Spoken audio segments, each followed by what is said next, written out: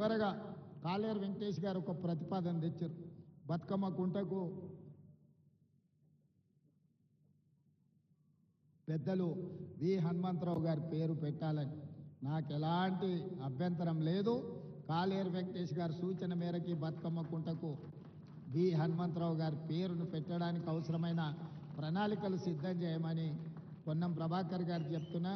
వారు చెప్పబట్టే ప్రగతి భవన్కి జ్యోతిరావు పూలే పేరు మనం పెట్టుకోవడం జరిగింది. హనుమంతరావు గారి సూచన మేరకే పేదల ప్రజాభవన్గా మార్చి జ్యోతిరావు పూలే ప్రజాభవన్గా హనుమంతరావు గారి సూచన మేరకే నిర్ణయం తీసుకున్నాం. ఇవాళ 42% రిజర్వేషన్ల విషయంలో కూడా వారి సీనియర్ నాయకుడుగా మాకు సూచనలు సలహాలు ఇచ్చి ముందుకు నడిపించిండు. వారి అనుభవాన్ని ఈ ప్రభుత్వం పూర్తి స్థాయిలో వినియోగించుకుంటుంది. వారి గౌరవానికి భంగం కలగకుండా ఈ కార్యక్రమాలను ముందుకు తీసుకెళ్తాం.